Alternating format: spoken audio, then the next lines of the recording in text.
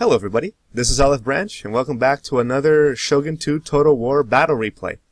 My opponent today is Sue Salty. Those of you who recognize the clan tag will know that Sue dominates the 1v1 land battle ladder, and unfortunately for Sue Salty, who is ranked 2, this is going to prove that not all the guys at the top are as good as they claim they are, or as the game claims they are. This is my army here in white and green. I am a Bushido general, and I have come with a very melee-centered build. Let's zoom in so you can see what I brought. On the first line, I have 2 spear levies, backed by a white tiger force. The second line behind them are 2 katanakachi. The third line are 3 shogitai.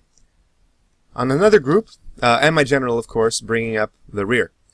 On the second group, I have 4 yariki, centered by a shogunate guard cavalry. And on Group 3, hidden in the forest, I have 2 revolver cavalry.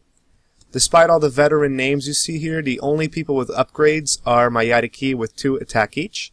I have brought Blade Master, Practice Grounds, Flogging Officer, and Yabushi Guide. My opponent, Sue Salty, has brought rank 9 United States Marines, 2 Imperial Guard Infantry, 1 Kihitai, 2 Imperial Infantry, and 1 Black Tortoise Force, along with his general, some parrot guns, and 2 Yariki who are hidden in the forest over here. Now, let me play here. Being a Bushido general, the point of my army is to rush the enemy and get as close as possible to their attack. But, as my armies are marching forward, I also send my Yari cavalry, my melee cavalry, to cap the dojos. I was lucky enough to spawn with the workshop and the sword dojo next to where I am, while he's stuck with the farmhouse. Bushido is extremely powerful right now because of 2 very good skills that encourage rushing. That is cavalry capture and cooperative capture. 3 cavalry, and I usually take 5 as you can see here. 3 cavalry can cap 1 building, 2 cavalry can cap another. Oh, and my armies of course are here, so they're also contributing to the capping range. These guys basically are my early build, early rush units, because they're going to get the buildings, they're going to buff up my armies before they even get halfway across the map. Look at that. I'm going to control this workshop right now. And right now. And if he was marching his armies to meet mine, they still would not have met halfway through. This is an extremely powerful build on my part, because look at that. Before we have even crossed lines, my units have just become super buff. At this point, I bring out my revolver cavalry to support my melee cavalry while he's repositioning his units to box me in. General is under attack. This artillery doesn't really annoy me at all, even though he's damaging me really badly. And here come the Yariki. He's pissed off. I'm pulling mine back, but while I forget about them giving orders to my units here, you can see that the buttons are disappearing. He just straight up rushes me, and this cavalry's caught off guard. But that is not a problem, because as soon as I realize they're taking hits, all of my other cavalry are going to move in and attack, while my revolver cavalry is going to shoot over the shoulders and kill a bunch of Yariki on the go. So I have told everybody here, just attack. I have hit rally. They're off. Now these shogitai over here, I made a mistake. I pulled them back when I meant to get them forward. I was trying to make my spear levies be the meat shields, but I kind of failed on that micro right there. They got some shots off anyway. The White Tiger Force is there to deliver a little bit of supporting fire, because they're often going to be focusing on the melee units, and every little bit of damage counts, even if their reload and accuracy is crap.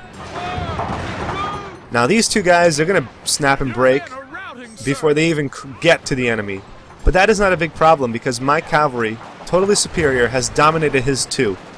So while he's desperately repositioning his units here, that's not going to help, because I'm telling my revolver cavalry, just blast him. Blast him while he's reforming.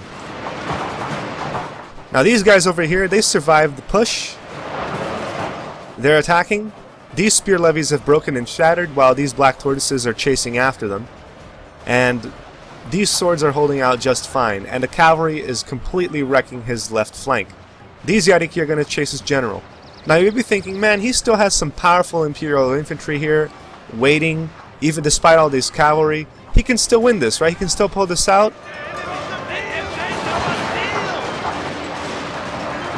You thought wrong. He plug pulls right here. Sue Salty, ranked 2 on the 1v1 land battle ladder, has plug pulled, has alt F4'd, he has given up. He did not want to be faced with a defeat. He gives up, I get the victory, but unfortunately for him, I also got the replay. Sue Salty, a shameful display. A very, very shameful display for allowing yourself to be caught on camera drop hacking.